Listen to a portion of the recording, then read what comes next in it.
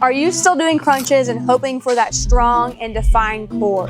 Most train their abs just to look good, but the real job of our core is to stabilize our spine. If you're only doing abs like crunches, you're missing 2/3 of your core's movement potential.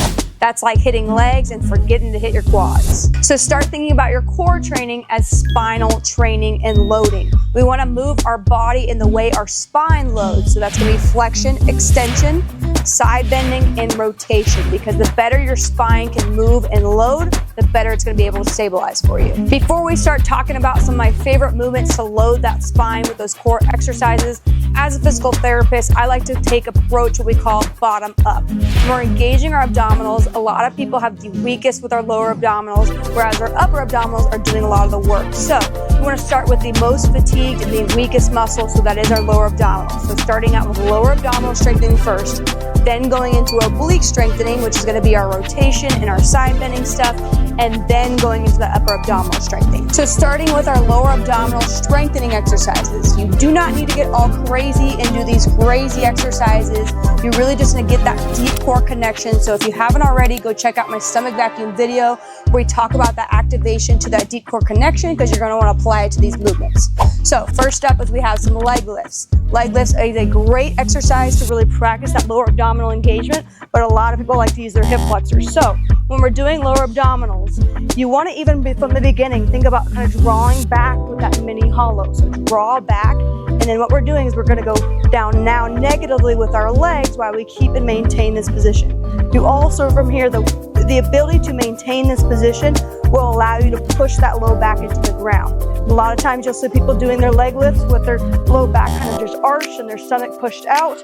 That's what we mean here, is we're drawing with that mini hollow, pushing that low back into the ground, and we're trying to maintain that the entire time. When we get down to the bottom here, we don't want to just pull up through our hip flexors and pull from there. We're going to think about, again, trying to draw from those lower abdominals and re-pull back in and re-hollow in as we bring those legs back up.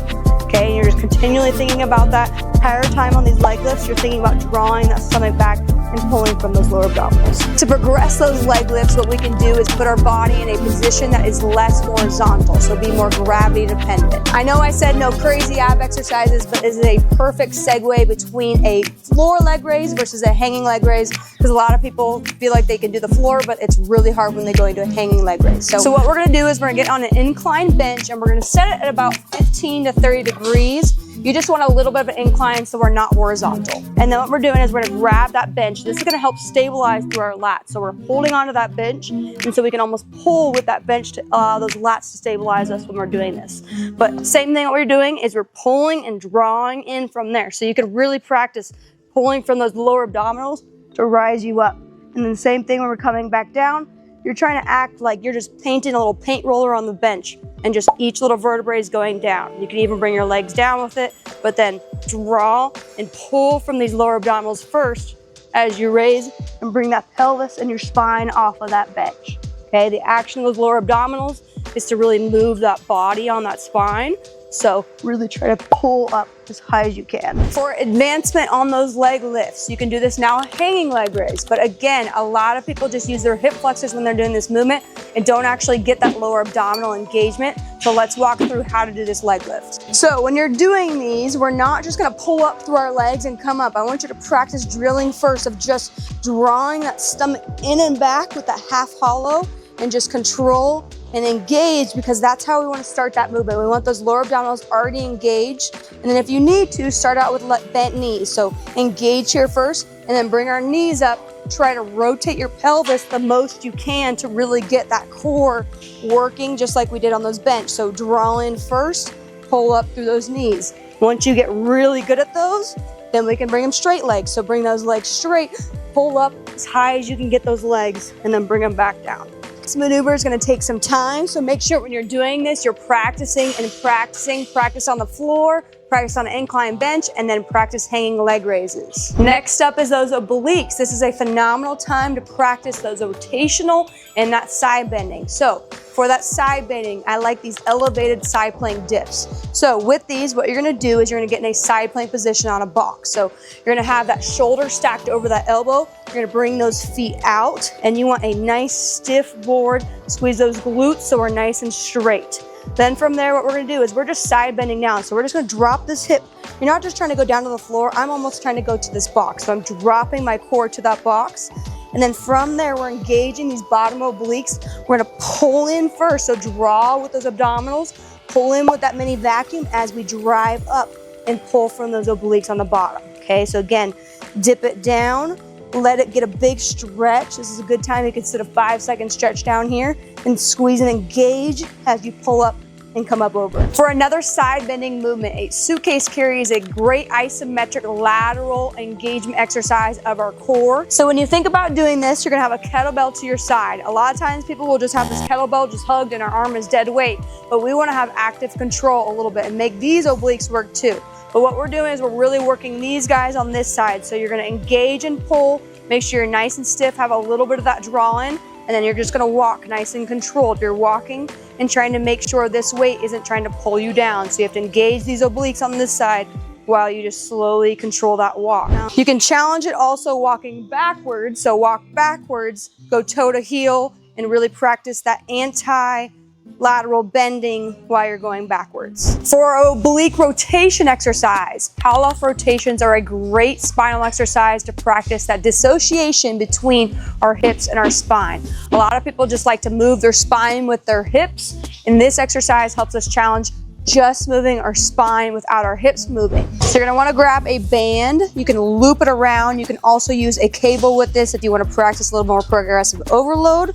But grab that guy, you're gonna step out, get a good resistance, and then from there, all we're doing is we're already gonna gauge that core, draw in with that mini vacuum, push outwards, and then what we're doing is we're gonna bring our body, almost like imagine like you had lights on the front of your hips and those are staying forward the entire time. We don't want to rotate like this with us. We want just our spine and rotate with our shoulders, and then what we're doing is we're engaging this oblique on this side. And what I want you to do is exhale with it. So exhale to draw that movement and come over, okay? You're gonna bring it back, go again, trying to feel a big stretch on this side while you draw over. So then exhale, pull all the way over. For my golfers out there, golfing is a great rotational exercise, and this is one to practice so you can really get that kind of swing and get it from your hips first. So do that Pallof rotation, but now instead of doing our spine, moving on our hips, now we move our hips on our spine. You're like Shakira, you're just moving your hips back and forth, getting those feet grounded while your spine and your shoulders stay forward. So it's harder than you think it is, but give it a shot. Upper abdominal exercises. Like I said before, our upper abs are the most engaged and most overworked abdominal muscles. So make sure you throw these in at the end of your supersets. One of my favorites one is an L sit. So what you're gonna do is you're gonna lay on your back. You're gonna have this up straight in the air. You're keeping this weight over your head the entire time. So you're gonna pull and draw from that mini hollow like we've talked about. You're pulling and drawing in as you come up and you're bringing the arm up overhead. Okay, when we come down, we're eccentrically controlling, just like we did on those benches. We're acting like we're just paint rolling our spine on the bottom of that mat, slowly each vertebrae at a time. Again, that weight is just staying up over your head the entire time as we draw in and keep this position. You wanna make sure you're not domed and push out when you're coming down, and you're not doming and pushing out when you're coming up. So make sure you draw in, pull up and come up over those abdominals and keep it drawn in when you're coming back down. Last but not least, another upper abdominal strengthening exercise, a cable crunch. So what you're gonna do is you're gonna get a rope attachment and then we're gonna get down to the ground. Keep this close to our forehead the entire time. You wanna make sure we're not pulling through our arms. So I always say put it next to your forehead and keep it there the entire time. You wanna make sure when you're coming down, you're not just pushing straight down to the ground and doming through those abdominals. This is where we think about that mini vacuum, that little hollow, and draw in as you come down. So already you should have that engagement starting out. And then we're gonna go acting like we're just bringing our elbows down straight to the floor, and then we're gonna scoop to our knees, okay? When we come back up, you wanna go as far as you can till you feel like you're gonna lose that engagement in your abdominals and just arch back up. Okay, so you want to keep that tension the entire time. Thank you guys so much for watching. If you're finally ready to level up that core game and get out of those crunches, be sure to check out my Built from the Core program. It's going to help you with that deep core connection, those progressions and all those maneuvers, and help you give that spine strength that you actually need. Make sure you're subscribed. We got new videos every Tuesday, and I will see you next time.